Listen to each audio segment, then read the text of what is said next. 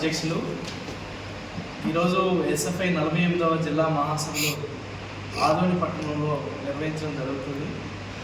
ఈ మహాసభల తద్వారా భవిష్యత్తులో విద్యార్థులు ఏవైతే ఎదుర్కొంటున్నారో ఆ సమస్యల మీద పెద్ద ఎత్తున పోరాటానికి ఈ మహాసభ ఆదోని వేదిక కాబోతుంది.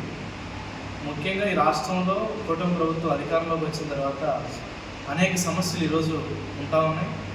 ఫీజు రీంబర్స్మెంట్ గత ప్రభుత్వం వదిలివెళ్ళినటువంటి ఫీజు రీంబర్స్మెంట్ ఇప్పటికీ పెండింగ్లో ఉంది. దాదాపు 3,560 కోట్ల రూపాయల పెండింగ్ ఫీజు రీంబర్స్మెంట్ ఉంది. మొన్న ఒక టర్మ్ ఫీజు రీంబర్స్మెంట్ విడుదల చేస్తామని లోకేష్ గారు 780 కోట్ల రూపాయలు విడుదల చేస్తామని ప్రకటించారు. కానీ ఇప్పటివరకు ఆ 780 కోట్ల రూపాయలు కూడా పూర్తిగా విడుదల చేయలేదు.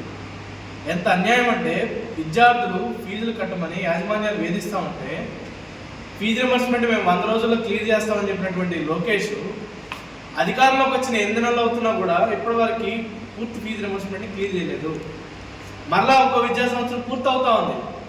ఈ విద్యా సంవత్సరం సంబంధించినటువంటి ఫీజు రీంబర్స్మెంట్ ఎప్పుడు ఇస్తారు స్పష్టంగా చెప్పాలి. అదేమంటే మేము యాజమాన్యాలతో మాట్లాడాం, యాజమాన్యాలు మేము మిలాఖత్ అయిపోయాం, ఇంకా విద్యార్థులు ఎవరిని ఫీజులు అడగడానికి మాకు ప్రతిసారి చెప్తా ఉన్నాడు. మీరు కిందకి వెళ్ళి చూడండి, కాలేజీకి వెళ్ళి విద్యార్థులను అడగండి. యాజమాన్యాలు విద్యార్థుల్ని వేధిస్తున్నారు. ఫీజులు కడితేనే సర్టిఫికెట్లు ఇస్తామంటున్నారు, ఫీజులు కడితేనే పరీక్షలకి మేము ఎలా చేస్తామంటున్నారు.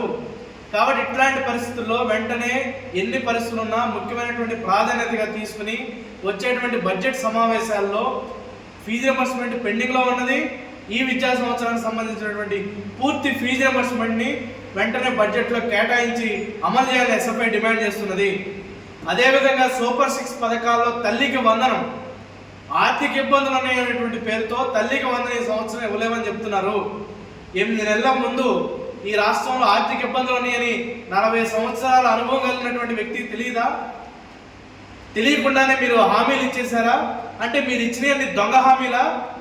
అంటే ఎన్నికల ముందు ఒక మాట, ఎన్నికల తర్వాత ఒక మాట, ఇది మంచిది కాదు అట్లా చెప్పాడు. కాబట్టి జగన్మోహన్ రెడ్డి గారికి 11 సీట్లు ఇచ్చారు.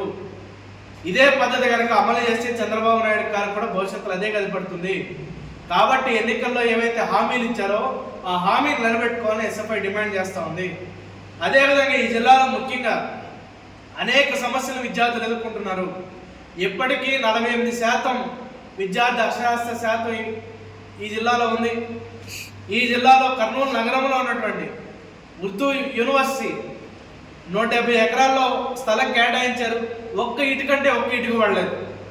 దానికోసం వచ్చే బడ్జెట్ సమావేశాలు ఉర్దూ యూనివర్సిటీకి ఎక్కడైతే స్థలం కేటాయించారో ఆ స్థలానికి నిర్మాణానికి అయ్యేటువంటి ఖర్చుని రేపు బడ్జెట్ సమావేశాల్లో పెట్టి వెంటనే వచ్చే విద్యా సంవత్సరాల కల్లా దాన్ని పూర్తి చేయాలని ఎస్ఎఫ్ఐ డిమాండ్ చేస్తాం. ఇప్పుడు ఆ ఉర్దూ యూనివర్సిటీ తీసుకెళ్లి క్లస్టర్ యూనివర్సిటీలో కలపాలి, క్లస్టర్ యూనివర్సిటీ భవనాల్లో పెట్టాలి అనేటువంటి ఆలోచన చేస్తుంది ప్రభుత్వం. దానికోసం ఉత్తర్వులు కూడా చేశారు. అంటే ఉర్దూ యూనివర్సిటీ క్లాస్ రూముల్ని, అడ్మినిస్ట్రేషన్ని క్లస్టర్ యూనివర్సిటీ తరగతి గదుల్లో పెట్టడం అంటే ఏదైతే ఉర్దూ యూనివర్సిటీకి స్థలం కేటాయించారో ఆ స్థలాన్ని దోచుకోవడం కోసమే ఈ ఆలోచన చేస్తున్నారు. కాబట్టి ఈ స్థలం గతంలో బొగ్గన రాజేంద్రనాథ్ ఆ ఉర్దూ యూనివర్సిటీకి సంబంధించినటువంటి స్థలాన్ని కబ్జా చేయడానికి అనేక ప్రయత్నాలు చేశాడు. ఇప్పుడు ఏదో డ్రోన్ హబ్ పెడతా ఉన్నారు కాబట్టి ఆ ప్రాంతంలో బహుశా ఆ డ్రోన్ హబ్ కోసం ఇవ్వడం కోసం ఈ ఉర్దూ యూనివర్సిటీ వేరే చోట షిఫ్ట్ చేయడము, ఈ స్థలాన్ని ఆక్రమించుకోవడం కోసమే ఎస్ఎఫ్ఐ విమర్శిస్తూ ఉంది. కాబట్టి వెంటనే ఉర్దూ యూనివర్సిటీకి ఎక్కడైతే స్థలం కేటాయించారో అక్కడ భవనం నిర్మించాలని కోరుతాను. ఈ ఆదోని పట్టణంలో జిల్లాలో గత ప్రభుత్వం 17 మెడికల్ కాలేజీలు ఇచ్చింది. ఈ ఆదోని పట్టణంలో మెడికల్ కాలేజీలు నిర్మాణం చేపట్టాల్సినటువంటి అవసరం ఉంది. ఇప్పటికీ దాదాపు 40% నిర్మాణం పూర్తయింది. ఇంకా 60% నిర్మాణం కంప్లీట్ కావాల్సినటువంటి అవసరం ఉంది. కాబట్టి ఆదోని పట్టణంలో మెడికల్ కాలేజీ నిర్మాణం పూర్తి చేయాలా? వెదర్ 2047 లేదంటే P4 లేదంటే ఇతరత్ర స్లోగన్స్ అన్ని చెప్పి ప్రైవేట్